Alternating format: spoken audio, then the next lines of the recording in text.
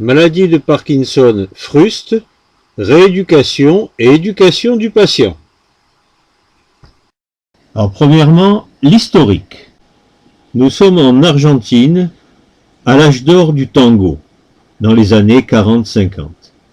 Et à cette période, il se passe quelque chose d'absolument incompréhensible.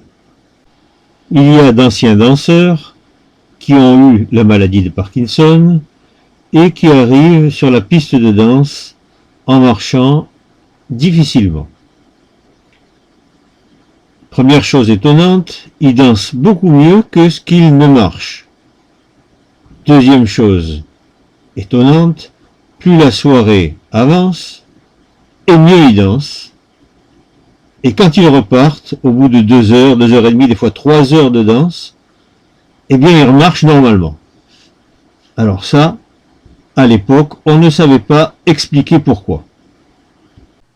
Selon Jacques Paillard, il existe un consensus sur le fonctionnement du système nerveux. C'est le schéma d'Allen et Tsukahara qui va nous permettre de comprendre le Parkinson. Alors tout part de l'idée du mouvement. On voit ici entouré en bleu sur ce schéma l'idée du mouvement. Alors de l'idée du mouvement, les influx vont au cortex associatif. Là aussi, je l'ai entouré en bleu pour que vous voyez bien où est-ce que c'est. Du cortex associatif, les influx vont passer au cortex moteur qui est le début du mouvement, qui vont lancer le mouvement. Eh bien, pour passer du cortex associatif au cortex moteur, il y a 3 voies différentes. La première manière de passer du cortex associatif au cortex moteur, c'est d'utiliser la voie volontaire, purement volontaire. Elle est symbolisée sur ce schéma par une flèche directe coloriée en vert. C'est une commande qui est pratique parce qu'elle est directe, mais elle n'est pas très précise. Et d'autre part, il y a une demande attentionnelle très importante. Deuxième manière pour faire passer l'information du cortex associatif au cortex moteur, la voie qui passe par les ganglions de la base. C'est la voie des mouvements automatiques. Sur le schéma, vous la voyez entourée en vert. La troisième voie qui relie le cortex associatif au cortex moteur, c'est celle qui passe par le cervelet latéral, qu'on a entouré en vert. C'est la voie qui utilise les informations extéroceptives, visuelles et auditives, les mouvements effectués sous contrôle extéroceptif, sous contrôle visuel, sous contrôle auditif. C'est ça l'extéroception. Dans la maladie de Parkinson, la voie qui passe par les ganglions de la base, la voie des mouvements automatiques, est atteinte par la pathologie. Donc les mouvements automatiques seront difficiles à effectuer. Par contre, la voie des mouvements volontaires, en vert sur le schéma, n'est pas atteinte par la pathologie. Donc les mouvements volontaires seront possibles, même si ce sont des mouvements qui sont coûteux sur le plan de la demande attentionnelle. Il y a une grande demande attentionnelle pour ces mouvements. La voie qui passe par le cervelet latéral reste fonctionnelle, elle n'est pas touchée par la maladie de Parkinson. Donc les mouvements réalisés sous contrôle visuel et auditif sont possibles. C'est la raison pour laquelle les Parkinsoniens dansent bien, beaucoup mieux que ce qu'ils ne marchent. Les mouvements réalisés sous contrôle visuel ou auditif sont faciles pour ces patients. Par exemple, marcher en enjambant des obstacles. Ça, c'est assez facile, beaucoup plus facile que de marcher quand il n'y a pas d'obstacle à enjamber. Également, franchir les marches d'escalier, il faut regarder les marches pour les franchir. Là aussi, c'est des mouvements sous contrôle visuel. C'est beaucoup plus facile pour les Parkinsoniens. On parle d'indissage visuel ou d'indissage auditif pour désigner les facilitations par la vue et les facilitations par un stimulus sonore. Pour comprendre pourquoi les patients qui dansaient sortaient de la piste de danse en marchant pratiquement normalement, Il a fallu attendre 2009 et les travaux menés par l'équipe de la Cleveland Clinic. Tout est parti de l'observation d'un patient qui avait la maladie de Parkinson et auquel on avait fait faire du tandem. Après 1 heure et demie de pédalage, derrière son compagnon, lorsqu'il est descendu, ses symptômes avaient disparu. Il marchait normalement, il n'avait plus de tremblement, plus de rigidité et plus d'akinésie. À ce moment-là, ils ont démonté le tandem, ils en ont fait une espèce de tandem d'appartement, comme on le voit sur cette vidéo, et ils ont fait une étude avec des patients qui pédalaient à vitesse confortable et d'autres qui pédalaient à vitesse forcée, c'est-à-dire beaucoup plus vite que ce qu'ils n'auraient pédalé spontanément.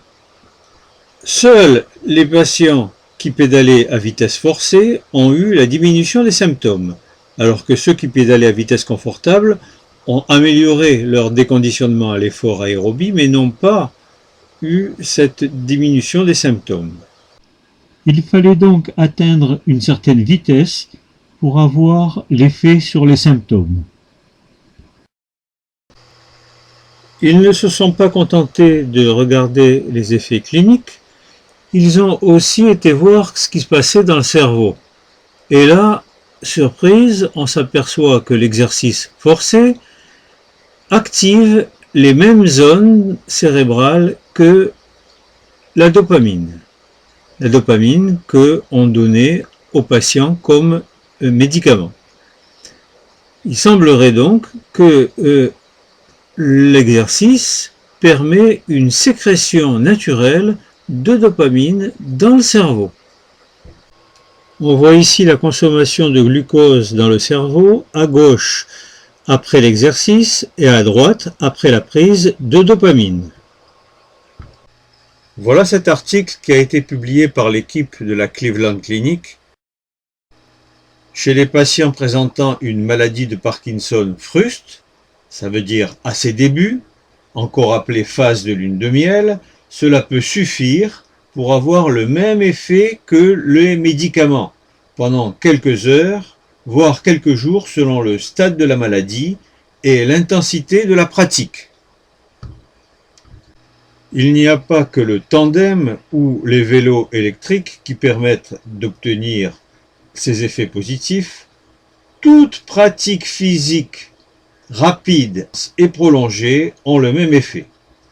L'objectif est d'arriver, après quelques séances d'entraînement, à 90 minutes d'activité non-stop. Les autres techniques les plus utilisées dans le cadre de cette pathologie sont bien sûr la danse, et en particulier le tango argentin utilisé par des milliers de patients dans le monde entier, la marche à vitesse rapide sur un tapis de marche au moins 30% plus vite que la vitesse confortable de marche, avec si possible un harnais de sécurité en cas de chute. La boxe thaï et la boxe, très utilisées aux États-Unis, mais attention, il peut y avoir des entraîneurs ou des patients qui ignorent que les coups dans la tête sont tout à fait néfastes. Ils peuvent à eux seuls entraîner une maladie de Parkinson, comme ce fut le cas pour le malheureux Mohamed Ali, alias Cassius Clay.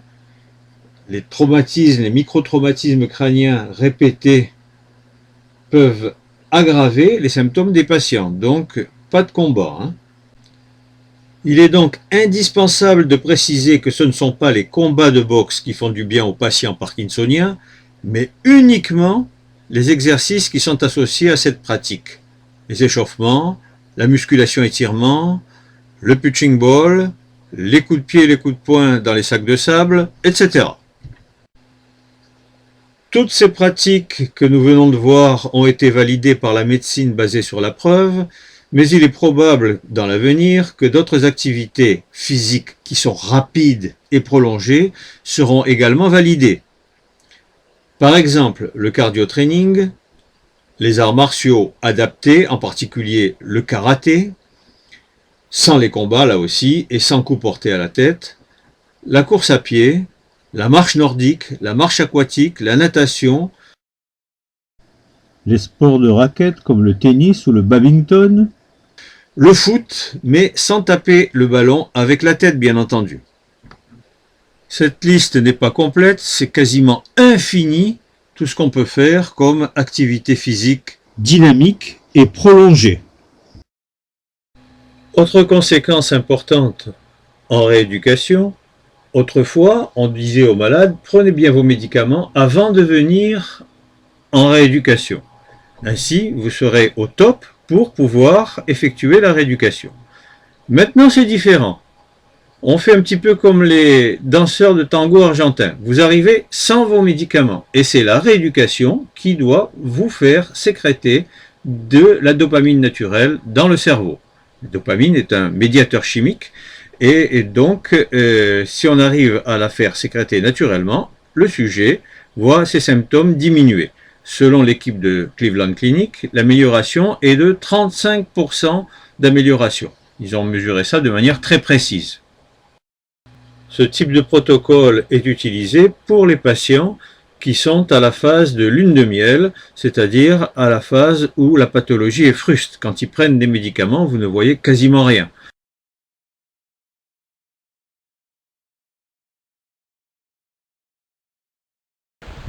Hein?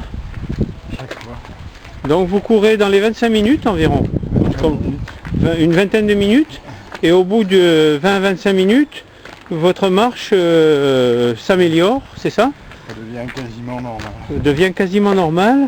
Et ça dure combien de temps cette... Ça va durer 5-10 minutes. 5-10 minutes. Vous avez un effet comme ça de bénéfice qui dure 5-10 minutes. Ouais. Et la main, est-ce que ça s'améliore dans ces cas-là? Si je fais 40 minutes, oui. Si vous faites 40 minutes, vous sentez que la main s'améliore? Je récupère l'usage du ballon. Ah. Mais à partir du moment où j'ai couru 25 minutes, là si je refais encore la course, ça perdure. Ça dure plus longtemps. Ouais. Donc il faut environ 40 minutes pour que les effets montent au membre supérieur. Ouais. On sait depuis des années, j'ai retrouvé des cours d'il y a plus de 40 ans, où on disait que les mouvements que l'on doit faire aux parkinsoniens doivent être de grande amplitude. Ça a été confirmé récemment par les études de LSVT BIG. On veut que le mouvement soit big, mouvement de grande amplitude. Et il faut éviter justement de faire des petits mouvements si on veut une efficacité maximale. Dans l'étude de la Cleveland Clinic sur la tandem thérapie, on voit bien que le vélo utilisé, ici c'est une photo extraite de leur article, on voit bien que ce pédalier, au niveau du pédalier, la manivelle du pédalier est une grande manivelle. Sur le film qu'ils ont fait, on voit également une grande distance entre l'axe de rotation et la pédale, ce qu'on appelle la manivelle. Une grande manivelle permet des mouvements de grande amplitude, ce qui est logique et ce qui est normal. Malheureusement, cette notion n'est pas connue par les gens qui vendent et qui installent les vélos électriques. J'ai connu ainsi un patient qui avait acheté un vélo électrique et on avait installé la manivelle dans une position où il faisait de tout petits mouvements. Alors voilà, il faut éloigner l'axe de pédalage, de l'axe de pédalage au maximum les pédales. Si on met les pédales juste ici, ça fait un tout petit tour et ça sert quasiment à rien. Donc il faut vraiment l'éloigner pour qu'il y ait de grands mouvements de flexion et d'extension. Ça on ne vous l'avait pas dit. Non. Eh bien voilà, pendant combien de temps? Pendant 6 mois, vous avez pédalé comme il ne fallait pas. Pendant 1 an et demi. Pendant 1 an et demi. Eh ben. Cette règle des mouvements de grande amplitude est valable pour toutes les activités que l'on propose aux patients parkinsoniens. Prenons l'exemple de ce patient qui utilise un tapis de marche. Il faisait des pas trop petits. Et voyez la sangle qui est au bout de cette flèche. Elle a un rôle pour l'empêcher de faire des pas trop petits. Le repère visuel, ici, une sangle qui lui permet ici de voir jusqu'où il doit aller. Parce que sinon il faisait des pas trop petits au départ. Hein. Et grâce à cette petite sangle là, voilà, sur lequel il donne des coups de pied de temps en temps, voilà, il fait des pas suffisamment grands. Le témoignage que nous venons de voir permet de comprendre que les activités physiques que l'on propose à ce type de patient doivent durer longtemps. On recommande le plus souvent 1h30 à 2 heures d'activité physique. La durée optimale est fonction de la pathologie. Ça signifie que plus le sujet est lourdement atteint et plus il faudra du temps. Il y a un stade où la pathologie est tellement invalidante qu'il est impossible d'obtenir une cessation des symptômes par l'activité physique. Il faudrait un temps beaucoup trop long. Pour ces patients plus lourdement handicapés, on tombe sur un autre protocole, par exemple le protocole de rééducation de l'équilibre fonctionnel quantifié. À ce moment-là, il ne s'agit plus de faire régresser les symptômes, mais il s'agit pour le patient de progresser à l'intérieur de son handicap et de lutter contre le déconditionnement à l'effort aérobie.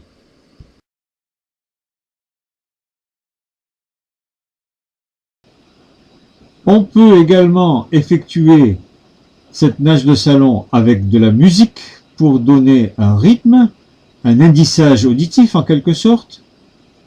Il existe de nombreuses manières d'effectuer les nages de salon.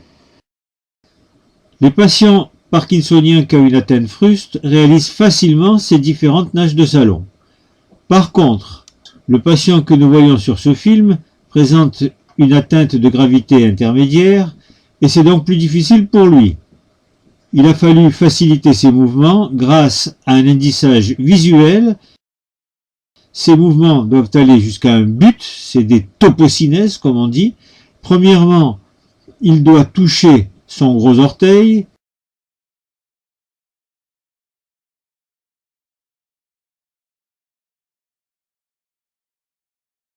Deuxièmement, il doit toucher un tendeur élastique judicieusement placé dans le prolongement de sa tête.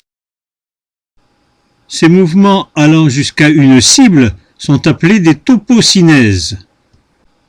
Il faut réaliser des mouvements de grande amplitude et aller jusqu'à l'auto-étirement. Et pour finir, un exercice d'auto-rééducation guidée du professeur Jean-Michel Graciès, la marche à grands pas. Ne pas oublier de noter quotidiennement les performances du patient dans son registre de manière à réaliser une progression.